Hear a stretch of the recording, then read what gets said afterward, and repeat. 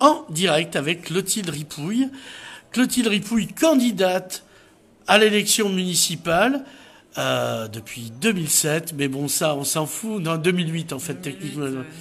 C'est 2007, on s'est rencontrés. Ouais.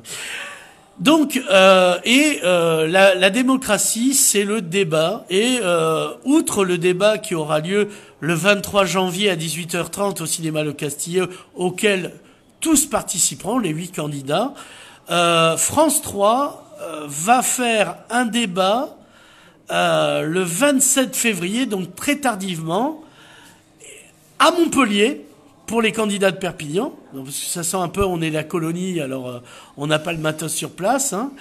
Et avec les 4 premiers d'après... Non, 4 premiers, avec 4 candidats. 4 candidats, mais issus du sondage, en fait. C'est quoi les critères? Il y a plusieurs choses qui sont choquantes dans cette façon de faire. Déjà, c'est France 3, Pays Catalan, associé à France Bleu Roussillon. Donc, ce sont les 2 médias publics présents sur notre territoire. Alors, plusieurs choses sont choquantes. D'une part, c'est qu'effectivement, ça se passe à Montpellier, alors que s'il y a des médias localement, c'est pour qu'on ait une activité ici sur place. Tous les débats précédemment organisés lors des dernières élections l'ont été à Perpignan. Pourquoi aller à Montpellier faire un débat qui concerne Perpignan?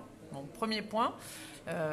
Voilà. Deuxième point, c'est qu'ils ont décidé de n'inviter qu'une partie des candidats en présence dans cette élection. Voilà, la moitié. Là où nous, on arrive à avoir les 8, eux, ils gèrent que 4. Tout à fait, avec des arguments qui tiennent pas la route.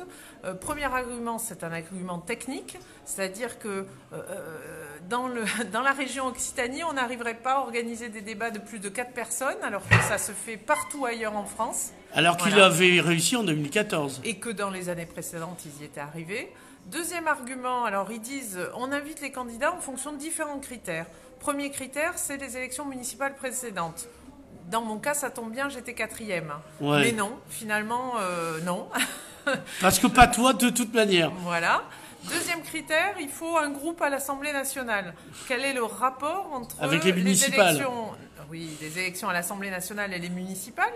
Et puis, finalement, si M. Macron n'avait pu participer au débat pendant la présidentielle que s'il avait eu un groupe à l'Assemblée nationale, il aurait été exclu lui aussi, donc c'est un argument qui ne tient pas.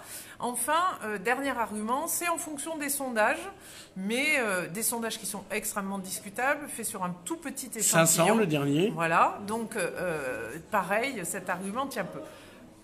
Quelle est la règle normalement en matière de débat pendant une campagne? Une campagne, déjà, il faut savoir que le 27 février, on est pendant la période officielle de campagne.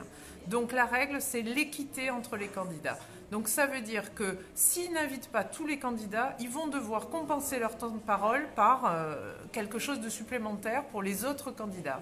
Donc je pose la question, qu'est-ce qu'ils vont faire pour les candidats qui ne sont pas invités? Moi, ce que je pense, c'est qu'aujourd'hui, France 3 fait une grave erreur. Il fait un débat qui ne correspond à rien, qui n'est pas un débat d'avant-premier tour. Il y a des règles pour se présenter à une élection municipale. Le 27 février, ça tombe bien, toutes les listes auront été déposées, donc ils sauront très bien quels sont les candidats qui sont en mesure de se présenter. Voilà. Et à partir du moment où un candidat est autorisé à se présenter dans notre démocratie, la moindre des choses, c'est que les radios et télévisions publiques, parce que je rappelle que ce sont des médias publics, donc qui ont des consignes et une haute autorité supplémentaire, voilà, bien permettent à chacun de s'exprimer de la même manière et de débattre de la même manière. C'est pour cette raison que pour notre liste et notre équipe, nous allons saisir à la fois le CSA et Madame Ernotte, la patronne de Radio-Télévision. Voilà. Alors, merci Clotilde Ripouille, mais donc tu es invité, toi, le 23 janvier à 18h30 au cinéma Le Castillet. Voilà, et je serai ravie de pouvoir débattre avec l'ensemble des candidats. Voilà. Et je félicite ceux qui font un travail journalistique de qualité, avec de la déontologie, parce que ce qui est frappant tout de même, c'est l'absence de déontologie. Moi, je ne comprends pas que les journalistes, que les candidats, que tout le monde se prête à cette mascarade. J'ose espérer que c'est un moment d'égarement de la part de M. Meyer et qui va obtenir de la part de M. Meyer et de la hiérarchie montpelliéraine, parce que très sincèrement, une ville comme Perpignan, avec les enjeux qu'il y a, c'est la ville centre